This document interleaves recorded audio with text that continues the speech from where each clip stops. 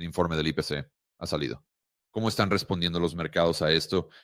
No significa que estemos entrando en estanflación o significa que podríamos evitar la estanflación. Y lo primero de lo que quiero hablar, por supuesto, es del informe del IPC. Así que para aquellos de ustedes que no lo saben, vamos a CNBC y de hecho fue más bajo de lo esperado. Así que justo aquí el índice de precios al consumidor subió un 2.08% en febrero en comparación con hace 12 meses, una desaceleración respecto a enero. Así que quiero señalar que el IPC subestima la inflación. Todo el mundo lo sabe, todo el mundo lo entiende, pero creo que es un número importante para tener una idea de la tendencia. Y estamos en una tendencia de desinflación y recuerda, nada sube o baja en línea recta. Estamos en una tendencia deflacionaria o estamos en un repunte de inflación como el que vimos en 2021. Y ustedes saben por ver mis videos que he estado un poco en el campamento de la deflación desde el 9% hasta prácticamente llegar a alrededor del 3%.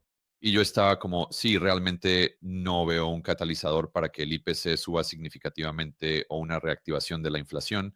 Y luego tampoco veo ninguna razón por la que continuaríamos este ciclo de desinflación, a menos que obtenemos más de lo que vimos durante la enfermedad de la encuesta y entonces me inclinaría más hacia una reactivación de la inflación o podríamos tener una recesión, algo que reduzca la producción económica, la demanda agregada, como el aumento de la tasa de desempleo. Y entonces, está bien, ahora me inclino más hacia el campamento de la desinflación, lo que significa que no me sorprendería si el IPC baja del objetivo del 2% de la Reserva Federal y mientras tanto, hasta que consigamos uno de esos ganados. Así que estaba como, no sé.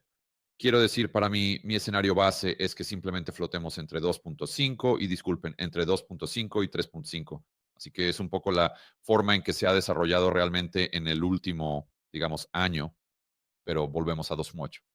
Las expectativas eran de 2.9. Así que no es un gran fallo hacia abajo. Pero ya sabes, ¿es esta una tendencia a la baja? ¿Es esto solo ruido? Vamos a continuar la tendencia hacia arriba cuando pasamos de 2.4 a 3. Realmente no creo que puedas concluir que esto es una cosa o la otra. Simplemente creo que nada sube o baja en línea recta. Siguiente punto clave. Los aranceles sobre el acero y el aluminio entraron en vigor el miércoles.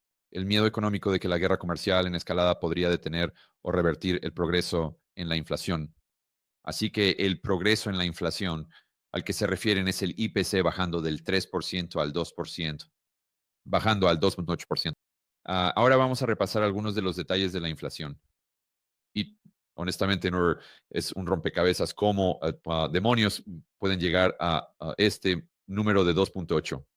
Y de nuevo, creo que esto lo subestima. Creo que la tendencia, podemos extrapolar datos de eso y decir, está bien, la tendencia probablemente sea a la baja, pero no sé cómo llegan a este número de 2.8 basado en los otros puntos de datos que utilizan en su fórmula para obtener el 2.8 en primer lugar. Correcto. Así que los huevos no es ninguna sorpresa que vieron. Con mucho la tasa de inflación más alta entre otras categorías en febrero. Por supuesto tienen a esta chica revisando los huevos aquí. No sé por qué todos no compran su propio pollo, pero dejaremos eso para otro video. Así que la conclusión es el desglose de los precios generales año tras año. Así que cuando decía 2.8, eso es año tras año, el mes a mes real fue de 0.2, las expectativas eran de 0.3. Así que puedes ver, todos los artículos combinados tenemos un 2.8%, alimentos en casa, y esto año tras año, 1.9%, alimentos fuera de casa, 3.7%, y todos los artículos menos alimentos y energía, 3.1%. Pero aquí es donde estoy un poco confuso con las matemáticas, por decirlo menos. Ahora, casi me quedo fuera de la secundaria, como la mayoría de ustedes saben. Nunca he tomado una clase de economía, nunca he tomado una clase de finanzas. No soy en absoluto un genio de las matemáticas, pero estoy teniendo dificultades para conectar los puntos. Así que aquellos de ustedes que son buenos en matemáticas tal vez puedan ayudarme con esto. Así que el aumento más alto en la canasta general fue en los huevos. Como dije, 58.8%, 58%. Pero el segundo asado de res, 9.5%. No es que eso sea bajo. Café 8.6, carne molida 7.8. Puedes ver hasta las canas naranjas en 2.8. Así que basado en lo que nos han mostrado aquí, el aumento más bajo fue del 2.8%, el más alto fue del 58.8, pero de alguna manera el promedio es 1.9. Así que el promedio básicamente es un 1% más bajo que el artículo más bajo de la lista, que de nuevo son las naranjas al 2.8%. Ahora, asumiría que la razón por la que estas matemáticas no tienen sentido es porque hay cosas que ellos creen que bajaron de precio. Pero ¿por qué no pondrías eso en el gráfico? Como si soy CNBC o si estoy dando la información a CNBC, no querría poner como la mitad de los artículos, ya sabes, aumentando de precio y luego mostrar el otro 50% que estaban disminuyendo de precio. ¿Por qué omitiría todos los artículos que bajaron de precio? Quiero decir, parecería que incluso si los números no promediaban exactamente, al menos eso tendría un poco más de sentido. Sobre cómo llegaron a ese 1.9% para empezar. O, no sé, tal vez sea solo matemáticas del gobierno. Es como, no es ni siquiera como hacer ingeniería inversa. Iba a decir que ellos llegan a un 1.9% y luego invierten todos los otros números para llegar allí. Pero ni siquiera estás invirtiendo los otros números porque ni siquiera estamos remotamente cerca de lo que tenemos aquí con el 1.9%. Así que es un poco desconcertante. Quizás no estoy haciendo bien las cuentas. Quizás sea matemáticamente posible tener un promedio del 1.9% cuando el aumento de precio más bajo es del 2.8%. Ustedes me dicen en el chat. Quiero decir, mira esto. Energía, negativo, 92%. Oh, fantástico. Genial. Nuestros dos insumos son un 6% y un 2.5%. Ese perro no. Casa. Y de nuevo, lo entiendo. Aquí. La explicación más razonable para esto es que simplemente omitieron todas las cosas que bajaron de precio. Pero, ¿por qué no agregarías eso a la lista? ¿Por qué me darías una lista? Eso está tan lejos de lo que era el promedio general para toda esa categoría de bienes o servicios. Aquí vamos de nuevo. Todos los artículos, por menos alimentos y energía. Estamos en un 3.1%. Nuestro más alto ha subido un 20.8% y nuestro más bajo ha subido un 5%. Es simplemente extraño. Aquí vamos. Michael Pugliese, economista senior en Wells Fargo, dijo que el progreso es irregular. Sí, se lo concedo. Nada sube o baja en línea recta. No es un camino lineal hacia abajo. Todavía hay riesgos, pero no hay señales de reaceleración con los datos que tenemos. Vamos, sabes, estos analistas, ¿pueden por favor tener un pensamiento original, por favor? Quiero decir, básicamente, si quieres saber cuál es la opinión de un analista sobre algo, solo toma lo que los datos han dicho en la última semana. Y esa será su opinión sobre lo que sucederá indefinidamente en el futuro. Así que te garantizo que este tipo, quiero decir, si él hubiera, ya sabes, probablemente es el tipo que la semana pasada decía, bueno, todo apunta hacia la estanflación, todo apunta a una reaceleración de los precios al consumidor, solo porque hemos visto de 2.4 a 3. Y ahora de repente tenemos esto y él dice, oh, bueno, ahí lo tienes. Bastante, obvio. Nada, es lineal. Y ya no tenemos que preocuparnos más por la inflación. No estoy diciendo que esa sea mi posición, pero es como simplemente, por favor, ¿podrías tener un pensamiento original? No lo sé. ¿Qué estás analizando? ¿Verdad? Como si todo lo que haces es repetir lo que ha pasado en los últimos 3 días. ¿Qué es lo que realmente estás analizando? Supongo que así es como mantienen su trabajo. Esa es la conclusión. Y Chris y yo hablamos de esto el otro día. Chris Irons. Es como si estuvieran hablando de cómo el Banco Central apunta a un 2% de tasa anual a largo plazo. Está bien. Así que me vas a decir que si estamos en un 2.1%, entonces se van a asustar por la inflación en los años 70. Y luego, si estamos en un 1.9%, entonces también se van a asustar igual. Pero en lugar de preocuparse por los años 70, van a estar preocupados por los años 30. Si solo tenemos un delta de 2 puntos básicos o 3 puntos básicos, es como, vamos, este objetivo del 2% es tan ridículo. Si solo piensas en ello por más de 30 segundos y tienes más de 10 años, es como, esto no tiene ningún sentido en absoluto. ¿Y cuándo vamos a señalar al emperador y admitir que no lleva ropa? Hola chicos, quería tomar un pequeño descanso del video para compartir con ustedes una nueva estrategia de inversión que he estado utilizando. La mayoría de ustedes sabe que la piedra angular de mi portafolio es el oro físico. El problema es que siempre tienes un costo negativo porque tienes tarifas de almacenamiento. Lo mismo con la plata. Pero de hecho he encontrado una manera en la que puedes recibir pagos por tener oro y plata físicos. Y aquí está la mejor parte. No solo te pagan una tasa de interés en moneda fiduciaria, te pagan una tasa de interés en metales preciosos. Ahora, sé que muchos de ustedes están diciendo, oh, George, suena demasiado bueno para ser verdad. Y es exactamente lo que pensé cuando escuché sobre esto por primera vez. Aquí está la historia de fondo. Recibo muchas empresas que vienen a mí y dicen, George, queremos patrocinar tus videos. Por lo general, los rechazo porque realmente no son una buena opción. Pero tuve una empresa que vino a mí el otro día llamada Monetary Metals. Y cuando me estaban explicando lo que hacen en su modelo de negocio, pensé para mí mismo, esto es una decisión obvia. De hecho, sonaba tan bien que abrí una cuenta yo mismo y ha ido extremadamente bien. Así que dije, claro, patrocinen un par de videos porque este es un servicio. Creo que eso sería enormemente beneficioso para mi audiencia. Así es como funciona. Puedes ir y abrir una cuenta con ellos y financiarla con tus metales preciosos existentes, o puedes comprar directamente de ellos, generalmente a un precio un poco menos del 1% sobre el precio de mercado. Y en este momento, mientras hablamos en la plataforma, hay oportunidades para recibir aproximadamente un 4% de interés. Así que, de nuevo, esto no es en moneda fiduciaria. Te están pagando en metales preciosos adicionales. Así que si depositas, digamos, 100 onzas de oro con ellos al final del año, tendrás 104 onzas de oro. Entonces, para unirse a los miles de inversores, incluido yo, a quienes se les paga por poseer oro y plata físicos, puede visitar monetarymetals.com.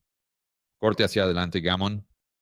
Ese es monetarymetals.com/Gammon. Así que ahora hablemos de los aranceles de Trump. Y ya saben, no me gustan los aranceles de Trump desde una perspectiva de política económica o en cuanto a una política económica. Ustedes saben eso, pero ¿van a crear una inflación masiva? No, no veo cómo lo harían. A menos que tengas la oferta monetaria M2 o que la extensión del crédito realmente lo impulse a gran velocidad. En otras palabras, los bancos tendrían que colaborar. Y si los bancos están ahí afuera y solo ven riesgo, no van a prestar a la economía real.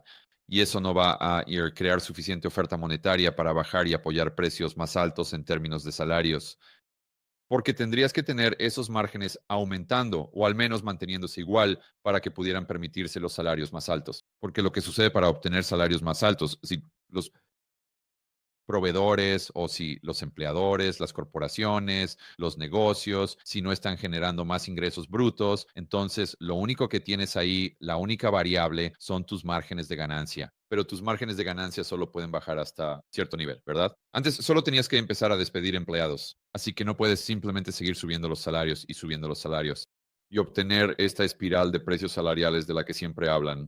Tienes que hacer que esos negocios asuman riesgos. Tienes que hacer que los bancos asuman riesgos con los negocios y les presten dinero. Y por lo tanto no estoy diciendo que eso sea algo bueno. Solo estoy diciendo que si estamos mirando estrictamente cómo suben los precios y se reaceleran, no veo cómo lo harías a menos que los ingresos suban. Y no veo cómo lo harías a menos que haya más asunción de riesgos por parte de los emprendedores, los negocios y los propios bancos. Y de alguna manera M2 es un proxy muy, muy amplio para eso.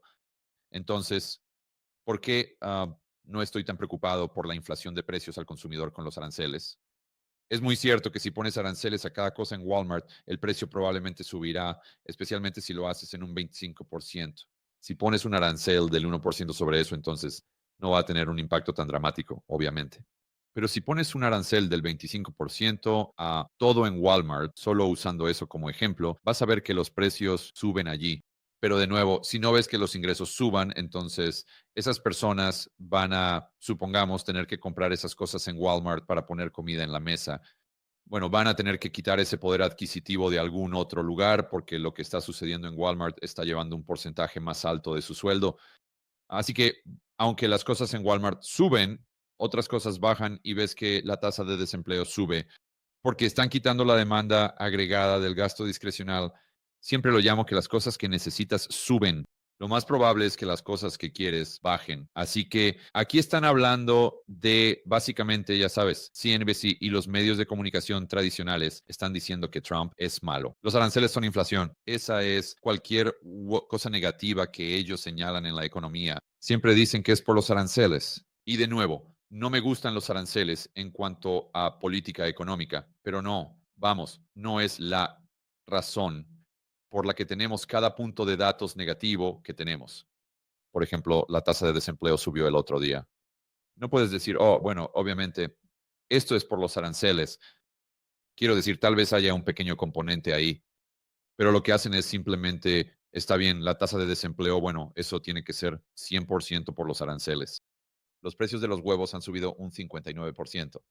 Bueno, eso tiene que ser 100% por algo que está haciendo Donald Trump. Aquí hay un gráfico.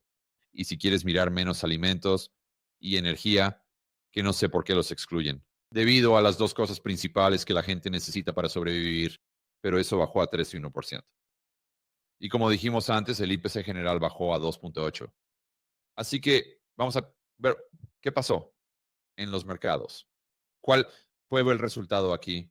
Se podría suponer que por los rendimientos de los bonos, un bono del tesoro a 10 años bajarían. Es interesante, estuvo plano, no pasó mucho. Aunque comenté sobre esto en Twitter y dije, ya sabes, la gente de CNBC obviamente tienen algunas contrataciones de diversidad allí. Y la razón por la que dije eso es por este titular. Escuchen esto, ustedes se van a reír con esto. Los rendimientos del tesoro aumentan. En otras palabras, los rendimientos subieron después de que el informe del IPC aliviara las preocupaciones sobre la estanflación. Así que la estanflación.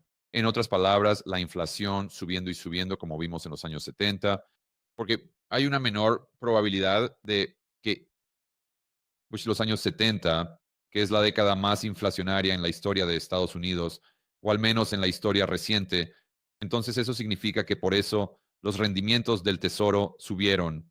Obviamente, estoy bromeando aquí, chicos. Obviamente es lo opuesto, que es verdad. Si quisieras fijar los rendimientos o si quisieras dar una explicación en cuanto a por qué los rendimientos subieron, no dirías que fue porque las expectativas inflacionarias bajaron. Esto es simplemente un completo sinsentido. Y así no sé quién escribe esta basura, pero mi suposición es que no los contrataron por mérito. Solo una suposición. Solo una suposición. De todos modos, volviendo a los mercados, así que estamos prácticamente estables, aunque el Nasdaq, como era de esperar, sube más que los demás, porque pues, está bien, tal vez. So, veamos tasas de interés más bajas, tal vez la Reserva Federal, los fondos bajan un poco más. Quizás veamos un alivio ahí. Y por eso tienes al Nasdaq subiendo 212 puntos, lo cual es genial, a menos que te alejes un poco y mires lo que ha hecho el Nasdaq últimamente. Vamos a ver un gráfico. Y la mayoría de ustedes saben por ver mi video que ese es un gráfico feo. Esa es la zona no buena. Así que estamos justo aquí en 20,000 y luego simplemente caímos por un acantilado. Coyote astuto. Y luego rebotamos un poco, pero no sé si estaba en largo. El Nasdaq, no sé si encontraría mucho consuelo en la acción del precio de hoy. Eso es observar mínimos más bajos y máximos más bajos. Y es gracioso, porque estuve en Saint Bart, estuvo el fin de semana y estaba hablando con Steve y algunos de los otros chicos como Hugh y prácticamente todos los gerentes de fondos de cobertura con los que estaba hablando. Allá afuera dicen, no, no compramos. Cuando un gráfico se ve así, simplemente no lo hacemos en cuanto al mercado en general. Así que si tienes un mercado que está en tendencia a la baja, en otras palabras, mínimos más bajos, máximos más bajos, la mayoría del gran dinero. Puede que haya algunos que intenten atrapar un cuchillo cayendo, pero la mayoría de los chicos con los que hablo, que son estos, eso manejó solo decenas de miles de millones de dólares y lo hizo de manera muy, muy exitosa durante décadas. O dicen que cuando ven un gráfico como este, especialmente el Nasdaq, están al margen, no van a jugar hasta que no veamos una reversión de esta tendencia, donde empieces a ver máximos más altos y mínimos más altos. Y así que mi siguiente pregunta fue, bueno, ¿quién va a aceptar la oferta aquí? Y dijeron, tiene que ser pasivo. Tiene que ser pasivo. Y eso en realidad te da bastante claridad. Porque estaba hablando con Jason Hartman sobre el mercado de la vivienda. Estábamos hablando de cuántas variables hay. Y se vuelve muy confuso porque hay todas estas corrientes cruzadas. especialmente en 2025. Pero cuando puedes aislar el Nasdaq o el S&P 500 y puedes mirar un gráfico así y saber que probablemente el 90% de lo discrecional va a estar al margen hasta que ese gráfico cambie. Y luego te preguntas, ¿qué haría que los pasivos, es decir, los grandes minoristas, vinieran y compraran esta caída? No estoy diciendo que sea imposible, solo estoy diciendo que cuando intentas considerar la psicología y qué es lo que probablemente revertiría esa tendencia, tienes que pensar en qué es lo que realmente va a motivar y crear esa codicia dentro del inversor minorista, a donde pondrán más dinero en pasivo y luego el pasivo simplemente acepta la oferta, porque es justo como dice Mike, genial. Dice, son solo uno. Meto una en acciones. Quiero decir, el gráfico anual no se ve muy bien. Quiero decir, podrías decir que tal vez hay algo de soporte aquí, pero no soy un técnico. Solo puedo repetirles a ustedes lo que los chicos con los que estoy hablando están diciendo, que es sobre los mercados en general aquí. Así que volviendo a los otros mercados, vamos a Bitcoin y Bitcoin. 83. Así que sé que ha sido un vaivén todo el día. Estamos estables. El gráfico ahí tampoco se ve muy bien. ¿Sabes? Esto es un poco lo que esperaría con el Nasdaq subiendo ligeramente por el día. El oro, prácticamente estable también. Y el petróleo, lo mismo. Así que no han habido muchos movimientos aquí, a pesar de que el IPC salió un poco más bajo de lo esperado.